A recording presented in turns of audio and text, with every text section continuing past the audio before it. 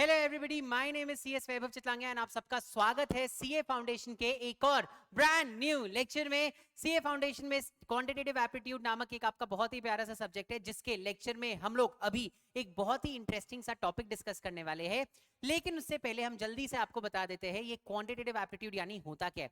मेरे को पता है बहुत लोगों को पता होगा कि इसमें मैथ्स पढ़ना पड़ता है, but one thing that I want to make clear is quantitative aptitude केवल मैथ्स के बारे में नहीं है। ये बेसिकली देखता है कि आपका कंफर्ट विद नंबर्स कितना है, और वैसे ही टॉपिक्स आपको यहाँ पे दिए गए जिसमें ये देखा जाता है कि एज अ सीए क्या आगे जाके आप नंबर्स के साथ कंफर्टेबल रह पाओगे या नहीं रह पाओगे। ठीक है, My name is Advocate Vaibhav Chitlangia. I have done my company secretary course with an all India rank at all the 3 levels of CS.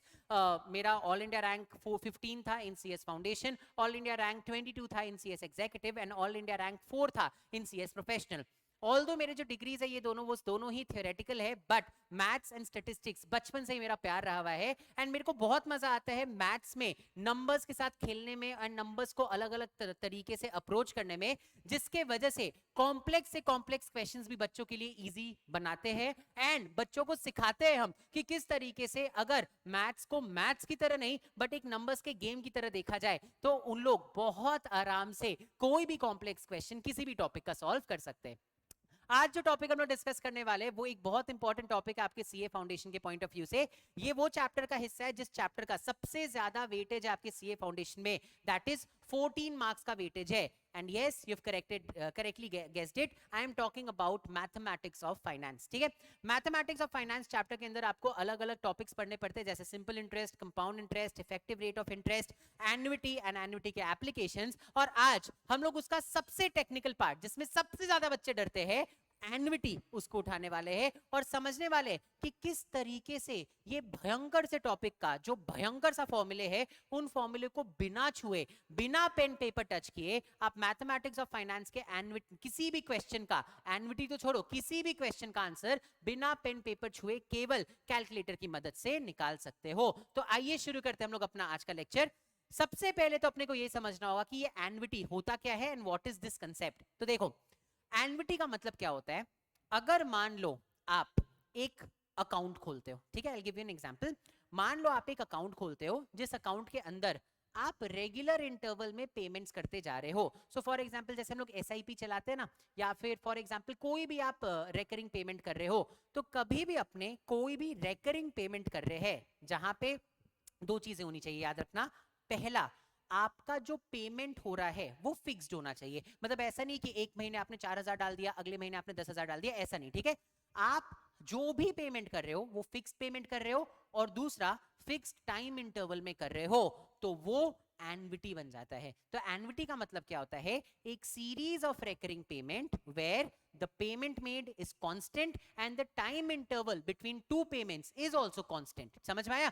तो जैसे हम लोग जब एसआईपी बनाते हैं तो एसआईपी क्या होता है, लोग हर महीने या हर एक पर्टिकुलर टाइम पीरियड के ड्यूरेशन में या टाइम पीरियड के गैप में एक फिक्स्ड अमाउंट अपने अकाउंट में डालते रहते हैं, जिसको आगे जाके इन्वेस्ट किया जाता है और इन्वेस्ट करके एक स्पेसिफिक रेट ऑफ रिटर्न उनको मिल जाता है। ठीक है, सेम वे लोन की अगर हम लोग बात करें तो आपने कभी सुना होगा, कोई इंसान जब एक स्पेसिफिक अमाउंट लोन पे लेता है तो उसका रीपेमेंट वो ईएमआई के थ्रू करता है। ईएमआई क्या है, हर महीने आपको एक इंस्टॉलमेंट अमाउंट फिक्स कर दिया जाता है, हर महीने के सेम तारीख को आपको ये इंस्टॉलमेंट अमाउंट जो है वो देना पड़ता है टू द बैंक। तो that is what your annuity is. Annuity आपका लोन में भी काम आता है, एन्युटी आपका इन्वेस्टमेंट में भी काम आता है, एन्युटी आपके सेविंग्स में भी काम आता है।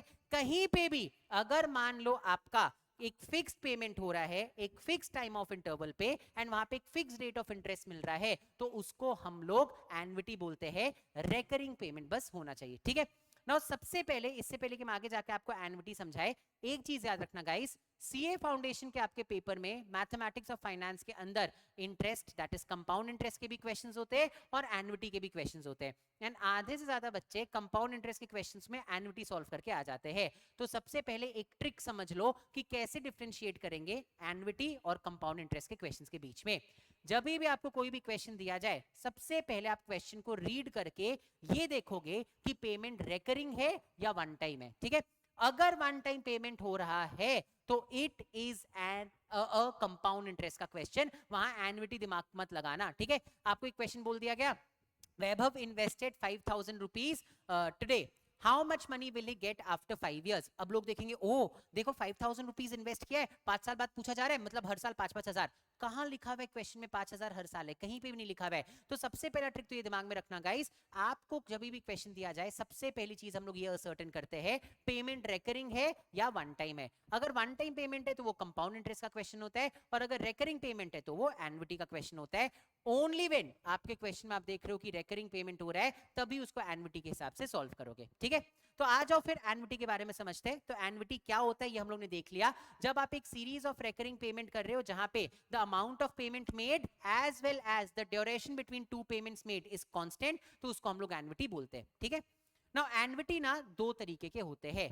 पहला होता है एन्युटी रेगुलर या एन्युटी ऑर्डिनरी, दोनों बुलाते हैं अपने इसको। ठीक है, एन्युटी रेगुलर या एन्युटी ऑर्डिनरी का मतलब होता है ऐसा टाइप का एन्युटी जहां पे पेमेंट हो रहा है at the end of each period. अगर आप हर महीने पेमेंट कर रहे हो तो हर महीने के खत्म होने पे आप पेमेंट कर रहे हो, उसको एन्युटी रेगुलर या एन्युटी ऑर्डिनरी बोला जाता है। समझा? On the other hand annuity due इसका उल्टा होता है। उल्टा मतलब एन्युटी रेगुलर में आप payment end of each period कर रहे थे, एन्युटी ड्यू में आप payment beginning of every period कर रहे हो। अब देखो, आपको मैं एक एग्जांपल दे रहा, आपको समझ में आ जाएगा।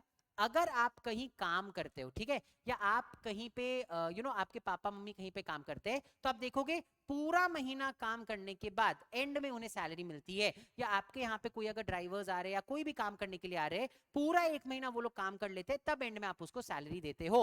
तो जब आपने पीरियड के एंड में सैलरी दिया, तो अगर वो सैलरी उनको सैलरी देने के बजाय आप उसको इन्वेस्ट कर देते, तो वो एन्युटी रेगुलर बन जाता। क्यों? बिकॉज महीने के एंड होने पे उसको पेमेंट किया गया है ना।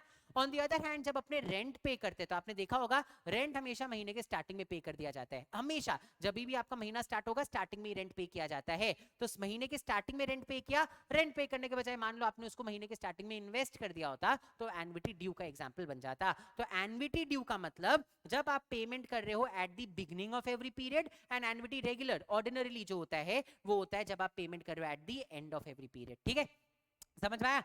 आपको दोनों तरह की एन्युटीज पढ़नी है अपने सिलेबस में। अब अगेन यहाँ पे बच्चों को क्वेश्चन आता है, सर क्वेश्चन में हमें कैसे पता चलेगा क्वेश्चन एन्युटी ड्यू का है या एन्युटी रेगुलर का है? अब इसका भी हम आपको ट्रिक बता दे रहे। हम हर एक स्टेप में आपको ट्रिक बताते जाएंगे कि क्वेश्चन में क्या खोजना है वो आइडेंटिफाई कैसे करे। बिकॉज बच्चों को सबसे ज्यादा प्रॉब्लम क्वेश्चन में क्या खोजना है वो आइडेंटिफाई करने में लगता है। एक बार आपने क्या खोजना है वो आइडेंटिफाई कर लिया, तब तो इससे चिंदी वाला टॉपिक कोई है ही नहीं, है ना। तो अब सेकेंड चीज जो आपको आइडेंटिफाई करना है, सबसे पहले तो हमने ये आइडेंटिफाई किया कि कंपाउंड इंटरेस्ट का क्वेश्चन है या एन्युटी का क्वेश्चन है। सिंपल सा था। रेकरिंग पेमेंट है तो एन्युटी का क्वेश्चन है, वन टाइम पेमेंट है तो कंपाउंड इंटरेस्ट का क्वेश्चन है।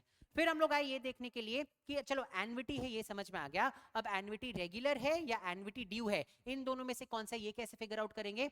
तो देखो, क्वेश्चन में जब तक स्पेसिफिकली आपको ऐसा ना लिख के दिया जाए कि पेमेंट बिगिनिंग में हो रहा है, तब तक वो एन्युटी रेगुलर का क्वेश्चन होता है। ठीक है, मतलब क्या?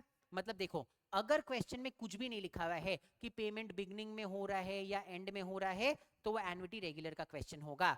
एन्युटी ड्यू के क्वेश्चन में ये लोग स्पेसिफिकली लिख के देते हैं starting from today, starting from every month, at the beginning of every month, ऐसा कुछ तो हमेशा क्वेश्चन में रहेगा, तभी वो एन्युटी ड्यू का क्वेश्चन बनता है। Otherwise it is always an annuity ordinary का क्वेश्चन। समझा? इसलिए तो उसको ऑर्डिनरी बोलते हैं ना, कि until and unless specifically provided, question हमेशा एन्युटी ऑर्डिनरी या एन्युटी रेगुलर का रहेगा। समझा? तो बहुत सिंपल सा तरीका है क्वेश्चन को ठीक से रीड करना और चेक करना एलिमिनेशन के थ्रू कि ये एन्युटी ड्यू का कुछ दिया हुआ है क्या। अगर आपको ऐसा दिख रहा है कि starting from today, at the beginning of every month, starting from the year, जो भी ऐसे कुछ दिया हुआ है, तब तो एन्युटी ड्यू का क्वेश्चन हुआ। अगर कुछ भी नहीं दिया हुआ है तो एन्युटी रेगुलर का क्वेश्चन हुआ। समझ में आया सबको? क्लियर? तो एन्युटी क्या होता है, एन्युटी के दो तरीके क्या होते हैं, क्लियर हुआ सबको? पक्का?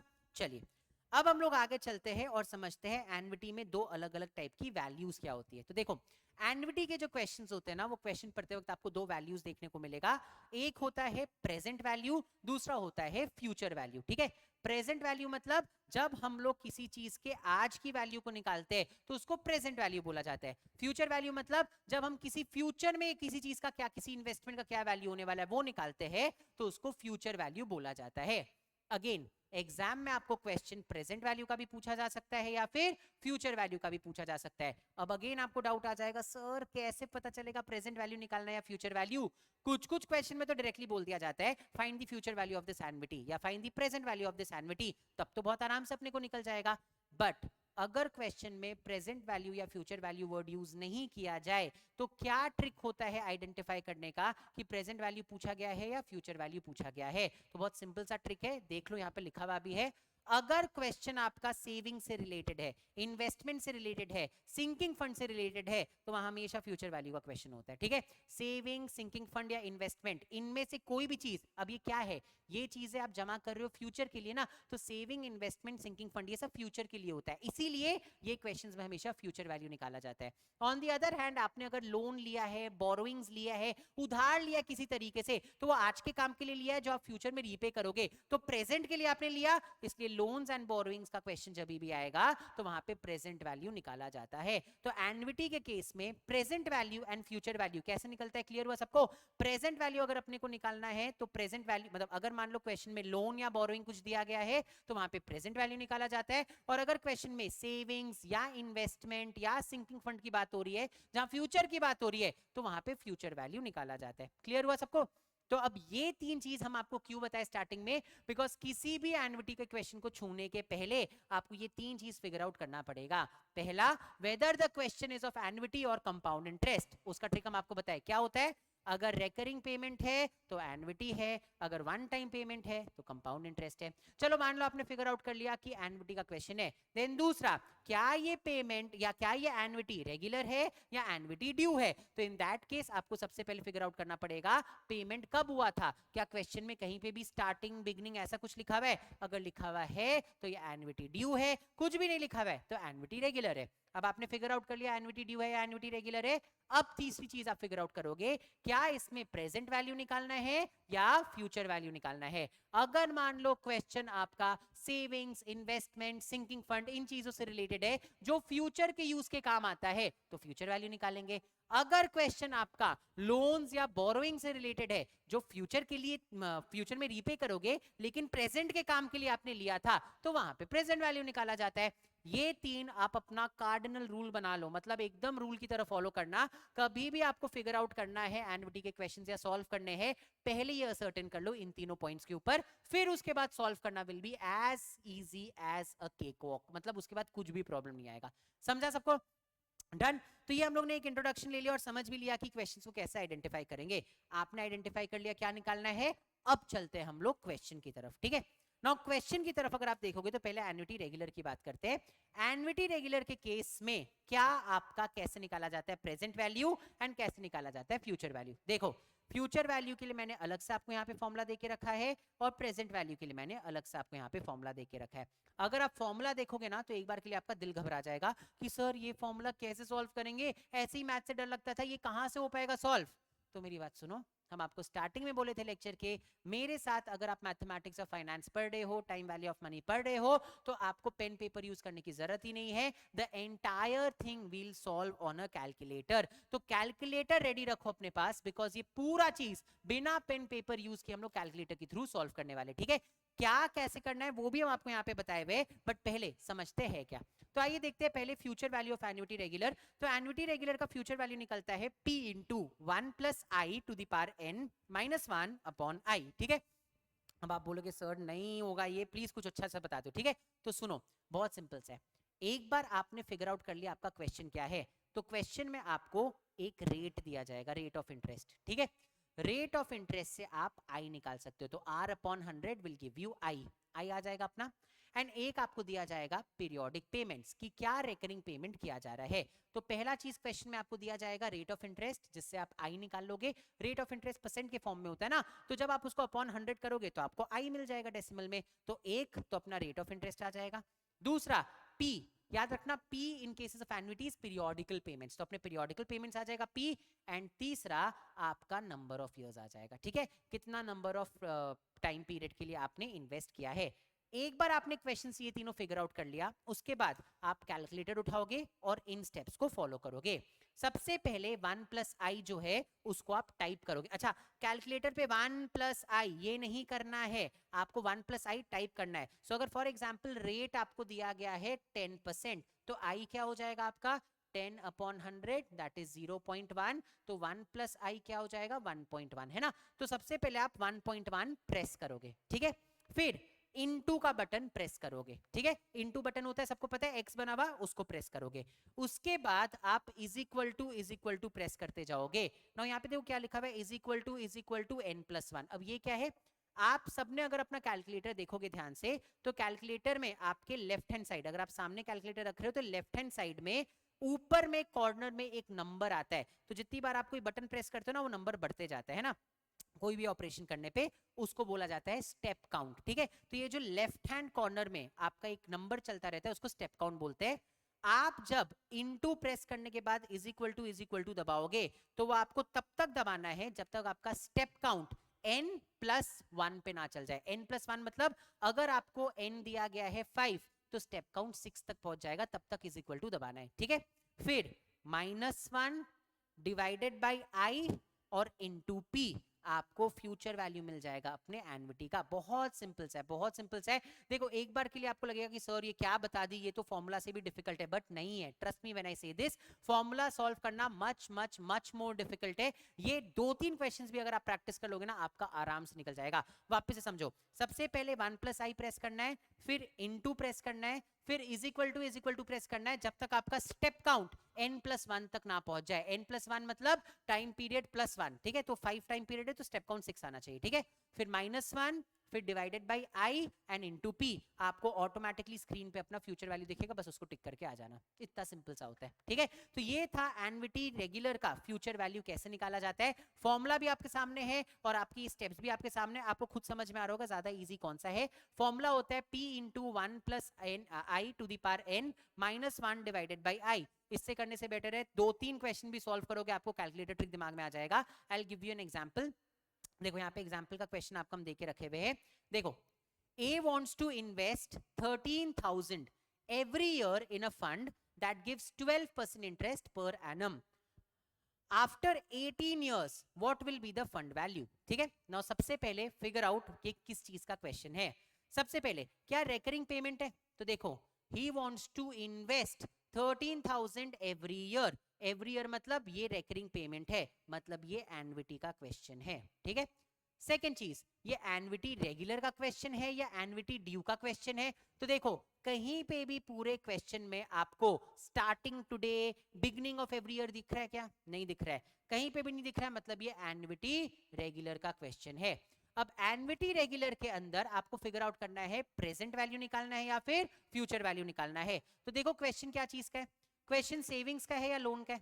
तो देखो A wants to invest, हम आपको बताए ना इन्वेस्टमेंट सेविंग इन सब की बात होती है, तो वो आपका फ्यूचर वैल्यू का क्वेश्चन होता है। तो हमने ये फिगर आउट कर लिया कि ये क्वेश्चन में एन्युटी रेगुलर का फ्यूचर वैल्यू निकालना है। अब पूरा डेटा फिगर आउट करते हैं। तो देखो रेट ऑफ इंटरेस्ट दिया गया है 12% पर एनम, तो आई आपका हो जाएगा 12 upon 100 that is equal to 0.12, है ना। उसके अलावा n आपको दिया गया है 18 इयर्स, 18 इयर्स तक करने वाला ना, तो n विल बी 18।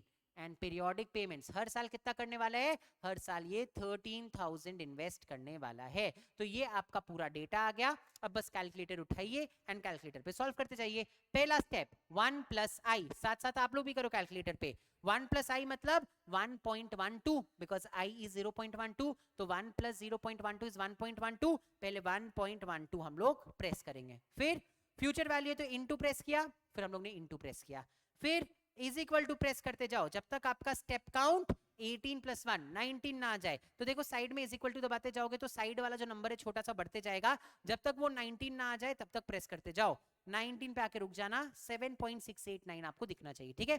फिर -1 डिवाइडेड बाय 0.12, हम वही बोलते हैं ना -1 डिवाइडेड बाय आई 0.12 था तो डिवाइडेड बाय 0.12 इंटू 13,000, आंसर आ गया 7,24,000। अरे लिखा क्यों नहीं रहा, 7,24,746.29. This is the answer. ये होगा आपका future value of the fund. Fund value आपका ये बन जाएगा. सिंपल. बताओ, इसके बजाय वो जो हम आपको फॉर्मूला दिए थे, अब वो फॉर्मूला में पुट करना, आपका दिमाग खराब हो जाएगा, क्योंकि आपको वहां पे ना 1.18 का टू दी पावर 18 निकालना पड़ेगा, फिर -1 डिवाइडेड बाय आई करना पड़ेगा. इतना दिमाग क्यों लगाना, तुरंत कैलकुलेटर से निकल रहा है. समझा? क्लियर हुआ सबको? डन. चलो, तो ये था किस तरीके से एन्युटी रेगुलर का हम लोग फ्यूचर वैल्यू देखते हैं. अब सेम देखते हैं क्या एन्युटी रेगुलर का प्रेजेंट वैल्यू भी ऐसे निकाला जा सकता है. तो आइए देखते हैं. सबसे पहले एन्युटी रेगुलर का प्रेजेंट वैल्यू का फॉर्मूला देखो. प्रेजेंट वैल्यू का फॉर्मूला क्या दिया गया है, P इंटू, अच्छा गाइस, बिकॉज मेरे को आपको दिखाना है कि 2-3 कैलकुलेटर ट्रिक्स है जो एक्चुअली वर्क करते हैं, इसलिए हम हर एक कैलकुलेटर ट्रिक का एक क्वेश्चन आपको कराएंगे. बट ट्रस्ट मी, एक बार आपने 4-5 क्वेश्चंस कर लिया ना इसके ऊपर, तो बहुत आराम से आपका आंसर आ जाएगा. चलो एक और क्वेश्चन करके देखते हैं अपने. ठीक है, ये वाला क्वेश्चन. राजा गिव्स रानी ₹1000 एवरी ईयर. बस मान लो यहीं तक है. ठीक है. If she invest this in a fund for 8 years at 16% per annum, find the value after 8 years. तो क्या दिया गया है, राजा रानी को 1000 रुपीज देता है एवरी ईयर. इसमें स्टार्टिंग टुडे था, लेकिन वो हम हटा दिए, बिकॉज स्टार्टिंग टुडे से एन्युटी ड्यू बन जाता, जो अभी हम लोगों ने नहीं पढ़ा. ठीक है, तो एन्युटी रेगुलर का क्वेश्चन बन गया ये. राजा गिव्स रानी 1000 एवरी ईयर. एवरी ईयर की बात हो रही है, मतलब एन्युटी का क्वेश्चन है ना. चलो, कहीं पे भी अभी स्टार्टिंग टुडे या कुछ आपको दिख रहा है, कुछ भी नहीं दिख रहा है, तो ये एन्युटी रेगुलर का क्वेश्चन बन गया. एंड इफ शी इन्वेस्ट, वो इस पैसे को इन्वेस्ट कर रही है, तो फ्यूचर वैल्यू निकालना है अपने को, है ना. तो हम लोग को पता चल गया क्या निकालना है. She invest this in a fund for 8 years at the rate of 16% per annum, find the value after 8 years. ठीक है, अब देखो एन्युटी रेगुलर का फ्यूचर वैल्यू है, सबसे पहले आर 16% दिया गया है, तो आई का मतलब होता है 16/100, दैट इज इक्वल टू 0.16, है ना. एन का वैल्यू आपका दिया गया 8 years, तो एन विल बिकम 8.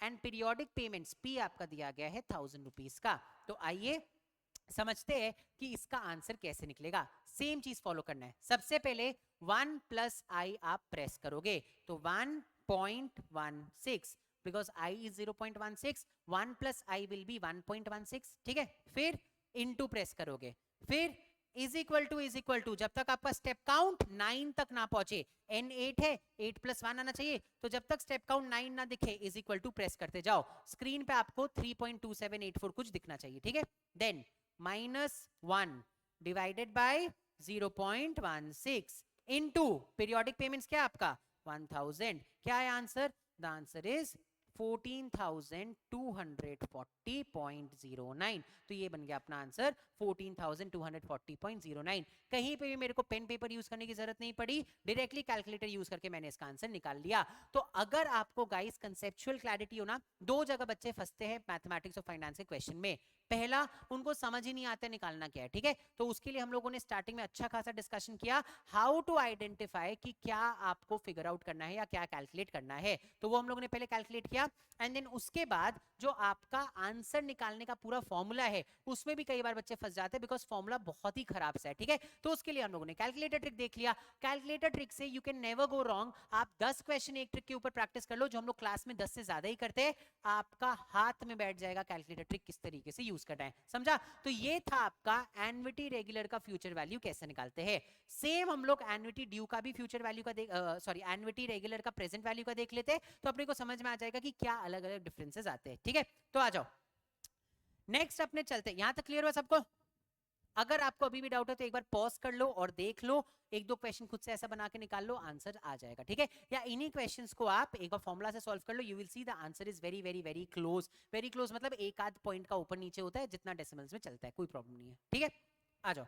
अब अपने समझते हैं, अगर क्वेश्चन एन्युटी रेगुलर के प्रेजेंट वैल्यू का आया तो कैसे निकालेंगे. ठीक है ना, देखो फ्यूचर वैल्यू का अगर आपको फॉर्मूला से डर लग रहा था ना, तो प्रेजेंट वैल्यू के फॉर्मूला से तो और ज्यादा डर लगना चाहिए, because the formula is p into 1 + i to the power -n -1/i. ठीक है, अगर ये फॉर्मूला आप सॉल्व करने जाओ ना एग्जाम में, तो और रोना आ जाएगा, नानी याद आ जाएगी, बिकॉज एक तो पावर नेगेटिव में, उसका रेसिप्रोकल लेके आप पावर से नेगेटिव हटाओगे, फिर उसके बाद आप बेस को सेम करोगे, बहुत डिफिकल्ट हो जाएगा. ठीक है, बट अपने को क्या, अपने तो प्रेजेंट वैल्यू भी कैलकुलेटर ट्रिक से निकाल सकते हैं ना। तो आइए फॉर्मूला तो देख लिया, अब प्रेजेंट वैल्यू देखते हैं किस तरीके से कैलकुलेटर ट्रिक से निकाला जा सकता है एनवीटी रेगुलर का। ठीक है, तो देखो ट्रिक क्या है, स्टार्टिंग का स्टेप, फर्स्ट स्टेप आपका सेम होने वाला है।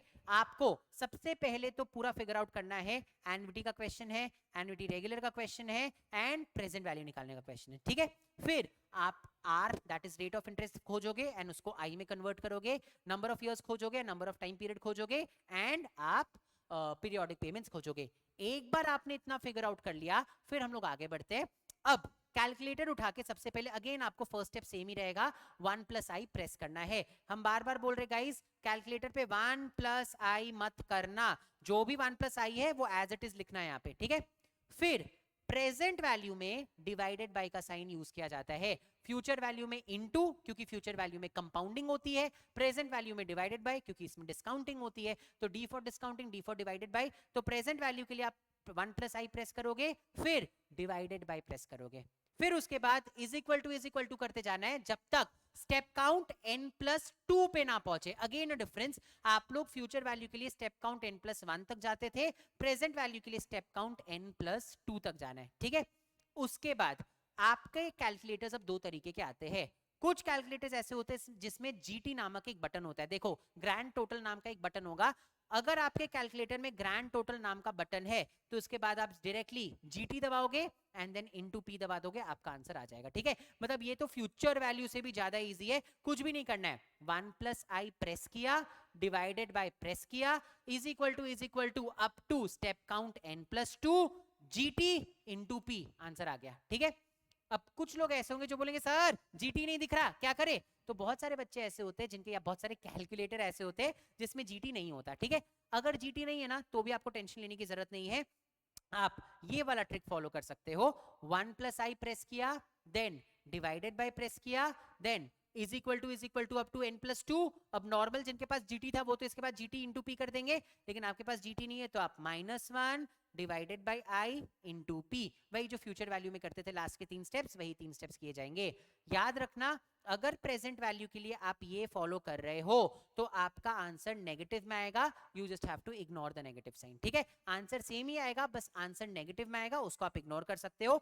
जिनके कैलकुलेटर में जीटी है वो तो नॉर्मल अपना जैसे आंसर निकाल सकते हैं। ठीक है, तो एक बार वापस से साथ में आइए, बोलते हैं हम लोग क्या होगा इसका trick, calculator trick for annuity regular का प्रेजेंट वैल्यू। सबसे पहले 1 प्लस आई प्रेस करेंगे, then divided by, then is equal to up to n plus 2, then GT, अगर जीटी नहीं है तो -1 divided by i, and then दोनों के केस में लास्ट में इनटू पी करेंगे। अगर आपने जीटी वाला फॉलो किया है तो जो भी स्क्रीन पे आपको दिख रहा है that is gonna be the answer, और अगर मान लो आपके पास जीटी नहीं था, आपने -1 डिवाइडेड बाय आई किया है तो आपका आंसर में माइनस साइन आएगा, और माइनस साइन आया तो you just have to ignore the negative sign. समझा? ये है आपका calculator trick for finding out the what to for finding out the present value of annuity regular. Trust me, इसके बाद जब हम लोग और भी ट्रिक्स पढ़ेंगे जैसे एनवीटी ड्यू का, इसी ट्रिक के ऊपर बनता है वो। ठीक है, फिर आगे हम लोग पढ़ेंगे ईएमआईज या फिर सिंकिंग फंड का पैसा निकालना, तो उसमें भी सेम तरह के आपके ट्रिक्स यूज होते हैं। ये बेसिक मदर ट्रिक है जो आपको पता होना चाहिए, तो ये अच्छे से देख लो, फिर इसके ऊपर अपने 2 क्वेश्चन सॉल्व करेंगे and will be done with this. ठीक है, एक आपको मेरे को बताना था कैसे हम लोग कैलकुलेटर यूज कर सकते हैं। अब आप इमेजिन करो ना, पूरा 14 मार्क्स का चैप्टर अगर आप कैलकुलेटर के ऊपर सॉल्व कर पा रहे हो तो उसके बाद क्या चाहिए इंसान को? मैथ्स का 14 मार्क्स आपने यहां निकाल लिया, कुछ 20 मार्क्स से थ्योरी क्वेश्चंस आते हैं वो 20 मार्क्स आ जाएंगे, एंड एलआर के 20 मार्क्स में से 10 भी सॉल्व कर लो तो पेपर तो क्लियर हो ही रहा है। ये एक चैप्टर आपके पूरे पेपर को क्लियर करा सकता है, ट्रस्ट मी व्हेन आई से दिस। एंड इस चैप्टर को अगर हम बिना पेन पेपर यूज किए केवल कैलकुलेटर से सॉल्व कर सकते हैं तो उससे अच्छी बात, उससे इजी बात आपके लिए एज अ स्टूडेंट हो ही नहीं सकता। इसीलिए हम ठोक बजा के आपको बोल रहे हैं, आप देखो सबके कैलकुलेटर ट्रिक्स है। ठीक है, इसके बाद अगर हम एनवीटी ड्यू की बात करें तो एनवीटी ड्यू में भी आपको कैलकुलेटर ट्रिक्स दिया गया है। अच्छा, उसके पहले अगर हम इफेक्टिव रेट ऑफ इंटरेस्ट वगैरह की बात करें तो देखो, प्रेजेंट वैल्यू, फ्यूचर वैल्यू, अगर मेरे को कंपाउंड इंटरेस्ट का खोजना है उसका कैलकुलेटर ट्रिक आपको यहाँ पे दिया हुआ है। ठीक है, उसके ऊपर कंपाउंड इंटरेस्ट के केस में इफेक्टिव रेट ऑफ इंटरेस्ट खोजना है उसका कैलकुलेटर ट्रिक दिया हुआ है। उसके ऊपर अगर मान लो मेरे को कंपाउंड इंटरेस्ट के क्वेश्चंस को कैलकुलेटर ट्रिक से खोजना है, वो पूरा आपको यहाँ पे दिया गया है। इसके ऊपर सिंपल इंटरेस्ट के क्वेश्चंस को कैलकुलेटर ट्रिक से खोजना है, वो दिया हुआ है। The entire chapter I teach bye calculator trick so that बच्चों को पूरे चैप्टर में एक बार भी पेन पेपर उठाने की जरूरत नहीं पड़ती है। क्लियर हुआ सबको? डन। चलिए आइए तो फिर एक क्वेश्चन हम लोग सॉल्व करते हैं और देखते हैं किस तरीके से कैलकुलेटर से एन्युटी रेगुलर का प्रेजेंट वैल्यू के क्वेश्चंस भी सॉल्व हो सकते हैं। ठीक है, let's read the question together. Mr. White takes a loan for which he pays annual installments of 15,000 every year.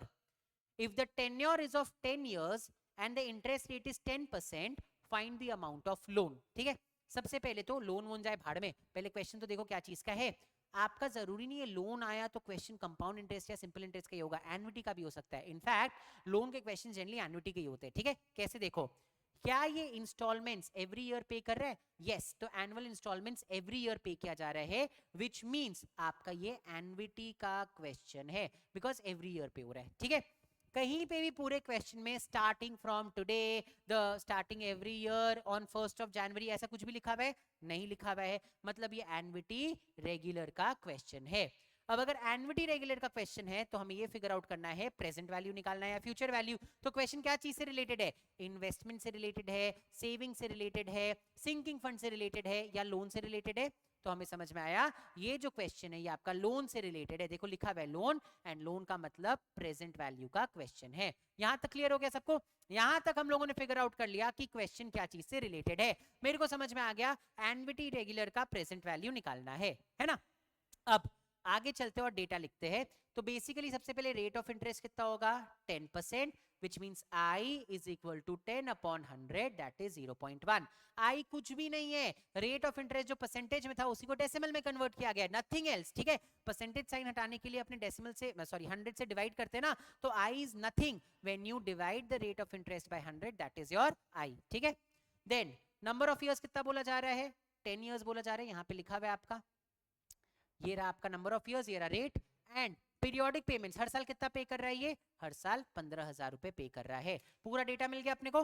पूरा डेटा मिल गया ना। चलिए अब हम आपको दोनों तरीके से निकाल के दिखाएंगे, जीटी यूज करके भी और बिना जीटी यूज किए हुए भी। क्या आंसर क्या आएगा? सबसे पहले जीटी यूज करके निकालते हैं।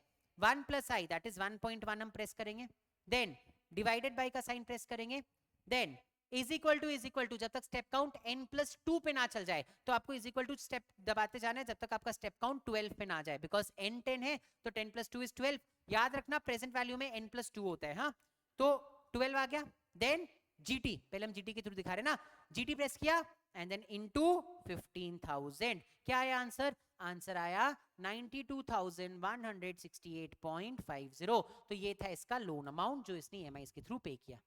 समझ में आया सबको? ये था इसका लोन अमाउंट जो इसने ईएमआई के थ्रू पे किया। ये जीटी वाला जो मेथड था उसके थ्रू हम लोगों ने निकाला। आइए जिनके कैलकुलेटर में जीटी नहीं है आपके मेथड से निकाल लेते। तो सबसे पहले 1.1 प्रेस करना होगा, that is 1 plus i, then divided by press करना होगा, तो मैंने डिवाइडेड बाय कर दिया, देन इज इक्वल टू जब तक आपका स्टेप काउंट 12 पे ना आ जाए, तो स्टेप काउंट 12 पे आ गया। अब मान लो जीटी नहीं है आपके कैलकुलेटर में, तो क्या करते हैं? -1 डिवाइडेड बाय 0.1 डिवाइडेड बाय आई करते हैं ना, तो 0.1 इनटू पी कितना है? 15,000। देखो स्क्रीन पे आंसर क्या आया, आप देख सकते हो स्क्रीन पे आंसर आया है माइनस, अच्छा ये आपको उल्टा दिख रहा होगा, -92,168.50। हम आपको बोले थे इग्नोर द नेगेटिव साइन, तो आंसर सेम ही आता है। आप किसी भी तरीके से आंसर को सॉल्व करो, answer is gonna be the same. तो ये था आपका ट्रिक, किस तरीके से हम लोग कोई भी एन्युटी रेगुलर का प्रेजेंट वैल्यू या फ्यूचर वैल्यू निकाल सकते हैं। आप कोई भी क्वेश्चन लेके आ जाओ, प्रेजेंट वैल्यू या फ्यूचर वैल्यू आराम से निकल सकता है। ठीक है, ऑफ कोर्स एन्युटी ड्यू के लिए ट्रिक्स अलग है। देन आपके सिलेबस में बहुत सारे क्वेश्चंस ऐसे हैं जहां पे लोन अमाउंट दे दिया जाता है, ईएमआई निकालना होता है, अमोर्टाइजेशन जिसको बोलते हैं, उसमें थोड़ा सा ट्रिक नीचे चेंज हो जाता है। एक क्वेश्चन है सिंकिंग फंड का, जहां पे आपको बता दिया जाता है फ्यूचर में कितना फंड चाहिए, कितना हर साल सेव करना होगा, मतलब अमाउंट्स बता देते हैं, पीरियोडिकल पेमेंट्स निकालना होता है, तो उसके नीचे के कुछ स्टेप्स चेंज हो जाते हैं, but basic backbone of your जो ट्रिक है वो यही रहता है। ठीक है, तो ये था हमारा ट्रिक्स एंड छोटा सा डिस्कशन ऑन एन्युटी रेगुलर का present value and future value. इसी तरीके से पूरा mathematics of finance and in fact पूरा क्वांटिटेटिव एप्टीट्यूड का जो आपका सब्जेक्ट है वो यस एकेडमी के क्लासेस में हम लोग सीए के बच्चों के साथ बहुत ही इंटरेस्टिंग तरीके से हजारों एमसीक्यू सॉल्व करते हुए आगे लेके जाते हैं, जिससे मैक्सिमम से मैक्सिमम रिजल्ट बच्चों का आए। और अगर आप भी चाहते हो इसी फन तरीके से मैथ्स को पढ़ना, इसी फन तरीके से नंबर्स के साथ खेलना, अलग अलग ट्रिक्स एंड टिप्स को समझ के अपने आंसर्स को लेके आना, तो join Yes Academy because we are gonna start with our new batches for CA foundation very very very soon. आ जाओ यस एकेडमी में, मैथ्स का डर भी निकालेंगे, मैथ्स के नंबर्स के साथ खेलेंगे भी, और मैथ्स से प्यार करके सीए फाउंडेशन में मैक्सिमम मार्क्स स्कोर करेंगे। तो I will see you in our lectures very very very soon. तब तक के लिए हंसते रहिए, मुस्कुराते रहिए। धन्यवाद।